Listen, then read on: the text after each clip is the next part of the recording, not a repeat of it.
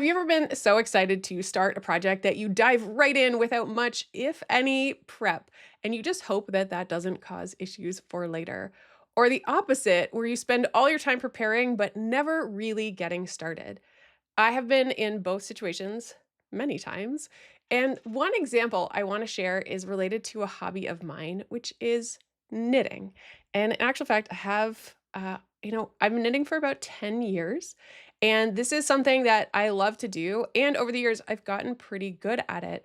But early on, I learned a really valuable lesson when it comes to knitting.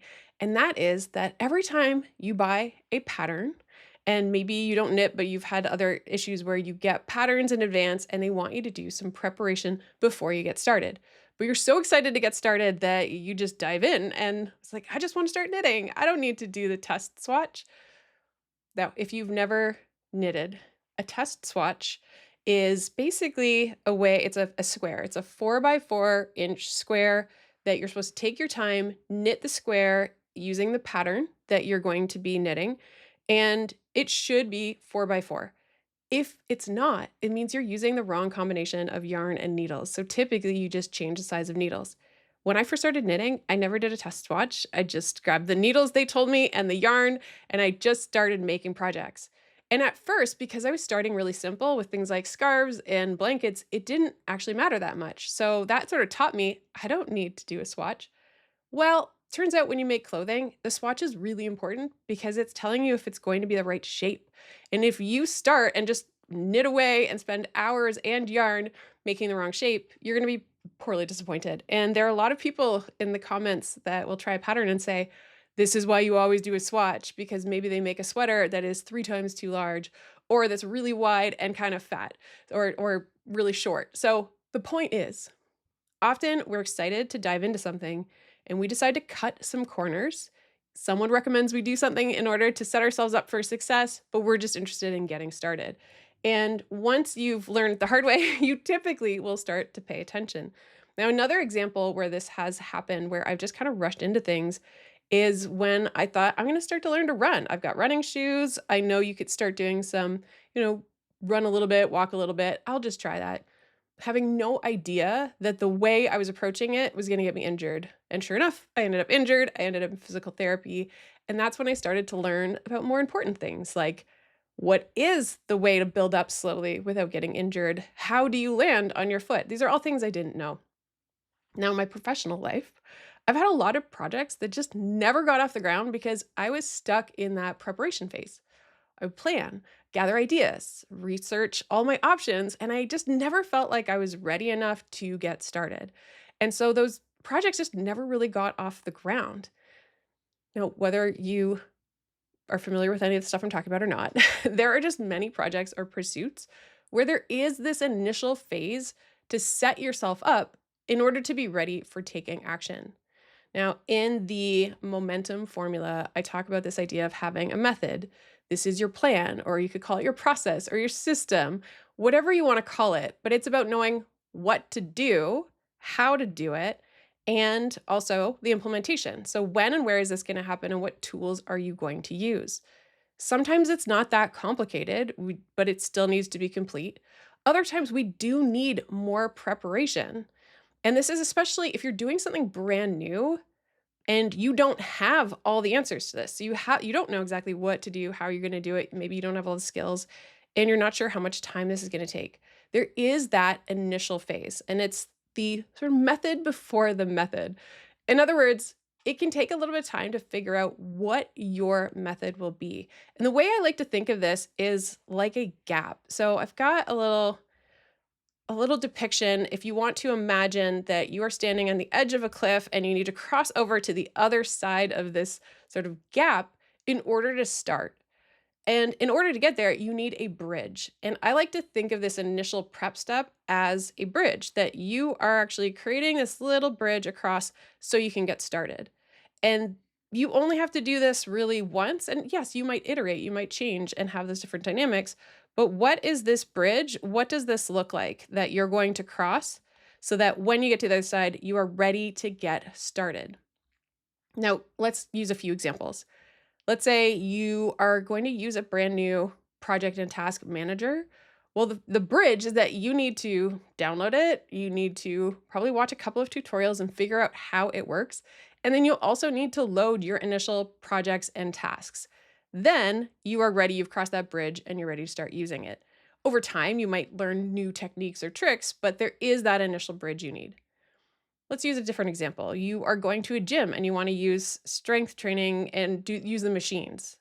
If it's your first time, you probably need to have someone give you a tour to show you what are the different machines that they have and how do they work? What's the proper form and get some guidance, but also know what weight do I have to start at? So there is that initial thing that you need to get across. And another example, because there are a number of people in my audience, people I talk to who are starting YouTube channels. The first time, before you can even start posting a video, which is kind of your starting point, you need to set up the channel, learn how to use YouTube Studio behind the scenes, and then you just choose, how am I going to record content? Am I going to use my phone? Am I going to use a camera? And then maybe that involves also getting that gear ready so you can start making videos. And that's your bridge. So there is going to be a bridge. The thing I want you to remember is that this initial bridge, it's like a little mini project. The goal is that this is one time and it's getting you ready enough to begin. It is not having everything perfectly figured out. That will start to happen as you take action and as you get started in earnest. But think of it as a one-time thing where you're spending that time figuring out the method before the method.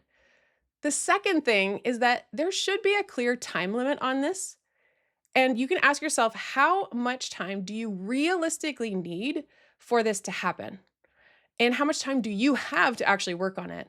Are we talking a couple of hours? Maybe if you are just learning how to use something new, you don't actually need a whole lot of time. If we think of a knitting example of making a swatch and figuring out if you have the right needles, then that, depending on the swatch and your skills, you might only need maybe an hour or two to get all of that set out, depending on how many times you have to do the swatch. If you are, though, doing something bigger, like the YouTube example of setting up a channel and getting the gear, that could take a few days, a few weeks, depending on how much time you have to spend on it. So you need to be realistic that some time is involved. And yes, this can kind of squash motivation at times. You want to get started really quickly, and pausing to do this step can feel frustrating, and we just want to get started. Then being realistic is going to help you later, because maybe you will skip some steps, cut some corners, and you're going to pay for it later. The other thing I want to remind you of is that it's okay to ask for help, especially if this is something that is very new to you. Is there someone you know who knows more about this than you who can help you? Maybe they can tell you how much time it will realistically take and what are some things you don't know to ask yet. Because when we're just getting started, we might actually not know what is and what is not required. Now, in a case like my knitting example, where they say make sure you make a swatch, that is always in the instructions. And honestly, people are notorious, including myself, of just skipping over instructions. We don't watch the tutorial, or we don't read the demo, we don't look at the initial details when we sign up for a new tool. We just kind of think, oh no, I'll figure it out as I go. Something as simple as just pausing and reading the instructions, they're there for a reason, and that can really help us later so that we don't run into these headaches once we realize, oh, I've just spent all this time and effort, and I really should have known something sooner. So getting help can be really beneficial for you to get started and to do it on a timeline that makes sense. Now, on the other side of things, there are instances, which I've experienced, and maybe you've experienced, where you get stuck in this planning phase much longer than necessary, and you know it. You kind of know that you're dragging your feet, or that maybe you're procrastinating, and this is taking much longer than necessary. If that's happening, especially if you know what you should be doing and you're not doing it, that is a sign that you don't have a logical roadblock. You most likely have a psychological roadblock. But in this case, there might be two different types. One could be a psychological roadblock or a fear about picking the wrong method. This happens a lot where you are deciding to embark on a new pursuit, a new goal or project, and you are worried that you might go down the wrong path. So what if I make the wrong choice? What if the tool that I choose isn't the right one? And that can actually be enough to freeze or stop us because we don't want to go down the wrong path. Now, as a result, we're not going down any path and we're staying stuck on the other side of that chasm. We haven't even crossed the bridge because we're afraid that maybe we're building the wrong bridge. But what we have to do in those cases, if we have a fear about picking the wrong method, I want you to picture or to think about two principles. One is what I call the commitment principle. And this is the idea to remind yourself choosing a method is not like you're getting married. Think of it as dating. You can change your tool, you can change your process or your workflow. You just want to try it on and see if it works. Do enough research to get started, and then you can decide, is this working or not? Now, the other principle is the good enough principle.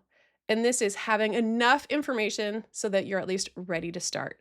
And once you've sort of crossed that bridge and you're at the starting line, just get started because it is impossible to know everything before you start taking action.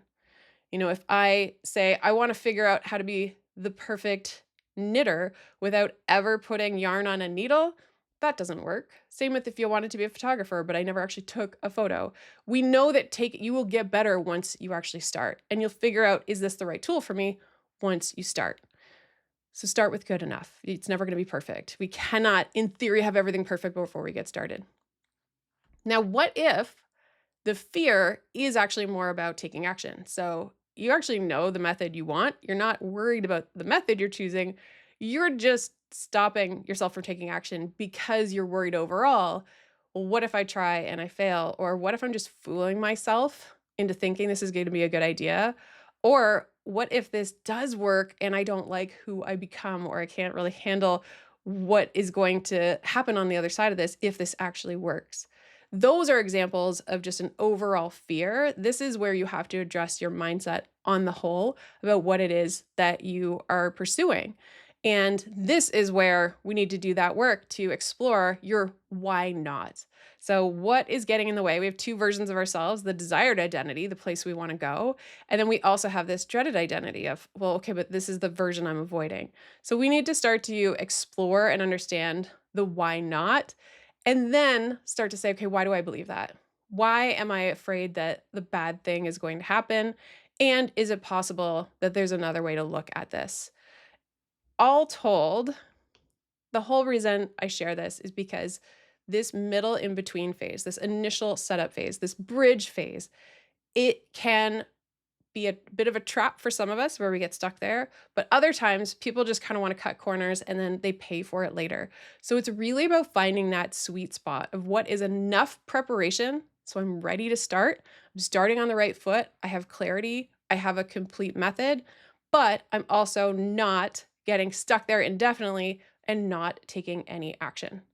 And the next time that you start something new, I want you to ask yourself, okay, what does a bridge look like?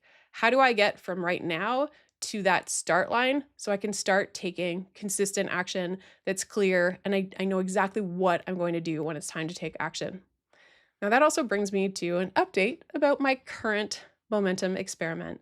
Now, I shared last week on the podcast that I was starting to look at strength training and having a consistent strength routine. And one of the challenges that I do have is a history with hypermobility and injury. And so that's made it really challenging.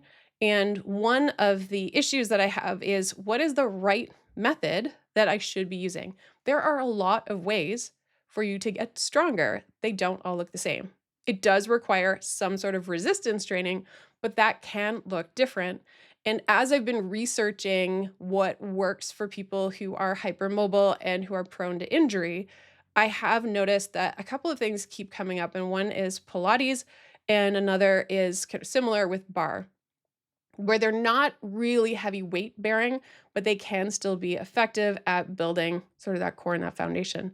And that I've decided that's going to be my experiment for my method, is to focus on Pilates and bar as my main source. And when it comes to method, one of the things that I have struggled with in the past is the implementation side, just knowing I can do these workouts at home and I have access to a repository of these classes. So I have a Peloton membership. And so I can access bar and Pilates. But because I could access them at any time, it was often no time was happening. And so I've started to this is new, I've started to implement scheduling the workout. So in advance, when I'm in a good mood, meaning I have energy and I'm feeling motivated, I will sit down and I will say, okay, what are the workouts I'm doing this week? And I've actually scheduled them because in the app, you can say when you plan to do it. You essentially can create your own schedule. And just the act of choosing the class in advance and putting it in a calendar has helped me actually imagine what my week is going to look like. Whereas before, I might have said, okay, time of day, I'm going to work out at this time. But when I show up to work out, then I'm scrolling through the list and I'm trying to decide what I'm going to do. And there, if I am at all tired because I've been trying to go in the morning, I find that I just can't make a decision. So I'm sort of in advance deciding, okay, what is the workout and when is it happening? And that's my sort of method for now that I'm going to try it. The other reason I'm doing that now is because I do have some travel coming up over the next few weeks. I'm visiting some family, I've got some professional development conference, and those are workouts I can do from anywhere because they don't really require equipment. And later on down the road, I might explore actually using that. But for now, for this phase of my life, this fall, that is something that works really well. So we're going to try it. I have already done one. I did one of my bar exercises and then I also did a little bit of cycling, but I want to make sure that I am spacing out my strength exercises. So that's what we're trying.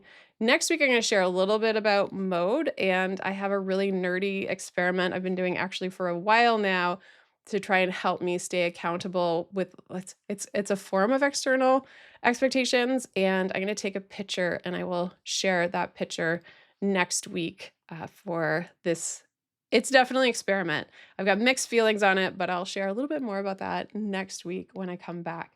But no matter what, hopefully today when we talk about the method, you can understand that the method does require a little bit of prep. It will vary from project to project, but taking that time to identify what's the bridge between now and getting started. So I'm not cutting corners, but I'm also ready enough so I can take action and start to find and keep momentum.